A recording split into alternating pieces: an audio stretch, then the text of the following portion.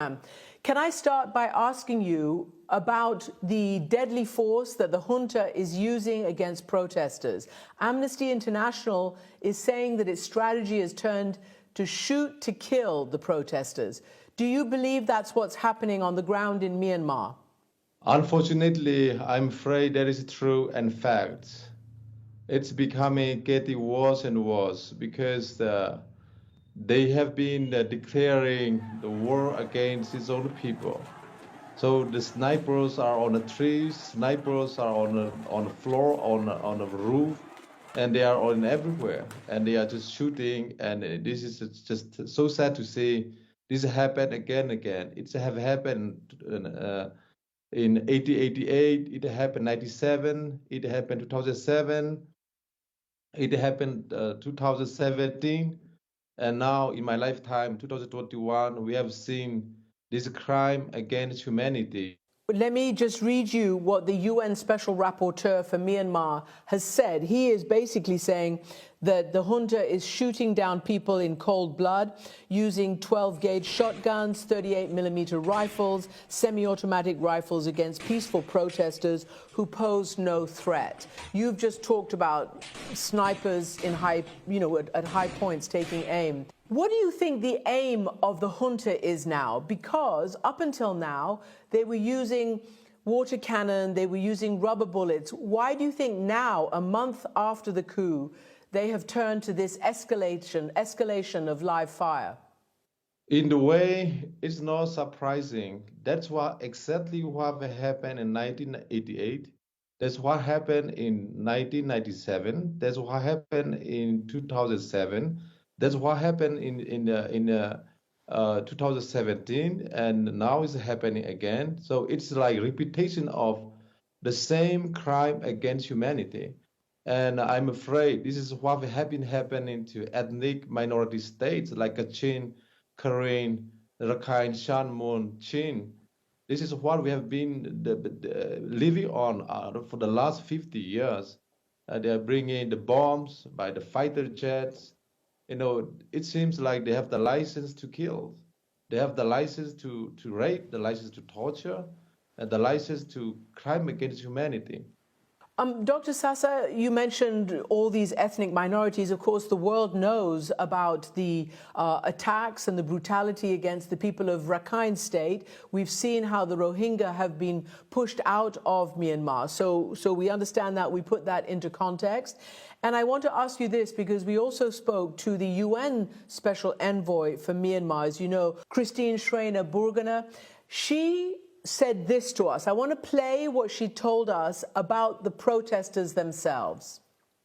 This is the only thing they can do to resist and in this peaceful mean, because in my view, the Tamado, the army, is just waiting that also people will take arms and defend themselves. So it's very dangerous. And I beg the people in Myanmar not to fall in this trap, so to stay peaceful, but it's clearly very easy to say from a safety zone.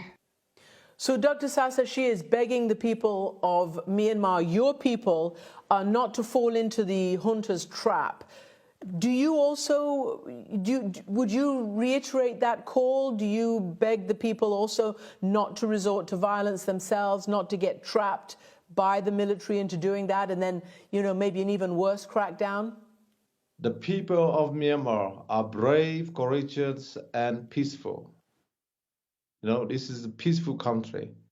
We are peaceful people. No one is making any violence except this illegitimate, illegal military dictatorship regime.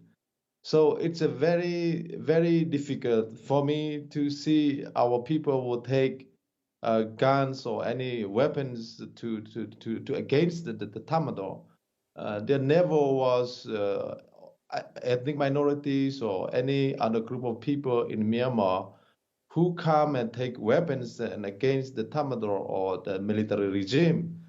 It was always this military regime, dictatorship that go after ethnic people, that go after marginalized people, and that go after the most vulnerable people. So I mean, I don't think that my people will be, taking any kind of weapons against, anyone. There's no history in my country that the people of Myanmar against the police forces or the army forces. In some cases, we are just defending ourselves because they came to our door and they pointed the smoky guns to us. So in that kind of situation, of course, maybe some area they may try to protect themselves. But I think that they should not be the people should not be subjected to blame into any violence. All these violence are caused by the military junta. Nobody's blaming them. Everybody's just very concerned about them. Let me just read you something which shows their bravery, obviously, as you know. We've seen pictures of badges that a lot of the protesters are wearing. They're saying, and they put their blood type there, "Don't save me if it's not certain that I will recover my full health. I want to donate all my organs that are still of use. With thanks." And this is Sanda Ku, and we have translated this and verified that name. It is quite extraordinary what the peaceful protesters are doing. Can I ask you personally about your story?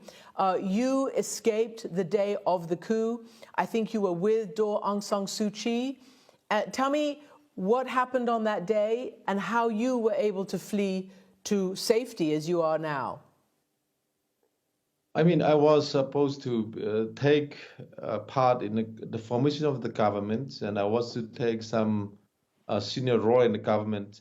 But we wake up in the morning of the 1st of February, and we saw ourselves locked down, and we saw everywhere the military. It was terrible, terrible, terrible. Elected officers, members of parliament who were elected by the people of Myanmar, for the people of Myanmar, they all saw themselves being locked up by the military generals. It was the very, very terrible. I mean, it's intimidating. It was torturing on the face of democracy and the freedom that we want. And so I was asked to leave as soon as possible so that I can speak out about it. So I have to dress as taxi driver and with taxi driver, and that way it take me 3 nights and 3 days nonstop traveling from there to where I am, and and be a little bit more safer. So it was terrible. Have you been in touch with Aung San Suu Kyi since? No, no one. They all are be silenced by guns. I mean, so even her lawyers cannot see her. So we are worried and concerned about her health. We don't know what's happening to her. And our president, Wu Min, is being detained illegally, the same with her. So there's several people, more than thousands, have been illegally detained by illegal government, illegal dictatorship. So, I mean, 54 people of Myanmar are under siege by military illegitimate governments. It seems to me that they are trying to create a situation so that the people will come out with anger so that they can kill them all by automatic guns, weapons. So, I mean, they have created a situation where this will happen. So it's a very, very worrying and concerning. So, Dr. SaSa, you said you had to escape in order to be able to tell the world what's going on. You're telling us now, but you are part of a group that is, of sort of a shadow government, and you are liaising with the UN. What are you telling the UN? What do you want to tell the international community? And what do you think you can get them to do? First, we need the protections. The people of Burma are protectless. There's no one who will protect them. And this illegal military regime has declared the war on the people of Myanmar. So no one is safe. So number one, we need safety. That means the international community have the responsibility to protect when the state failed to protect its own people. So we are asking international community to look at that. And secondly, we need international community to recognize and work with democratically elected member of parliament. And in the coming weeks, we are going to form this interim government. When we form interim government, there will be alternative government against this illegitimate military-run governments. So we are asking international community to recognize the November 8, 2020 election, where the people of Myanmar have spoken loud and clear. They have chosen us to represent them, and now it's been silenced. So free and democratic world cannot silence with the generous. They must stand up with us. They must uphold the will of the people of Myanmar, and they must help us to uphold the will of the people of Myanmar. People of Myanmar, my people, are not asking money. We are not asking anything. We are asking that we gain back our freedom. We want freedom. We want justice. We want democracy. We want federal. We want peace. So if we have that, we have everything. Dr. SaSa, thank you so much for joining us and putting your case for the people of Myanmar for the world to hear. Thank you. Thank you very much, Christian.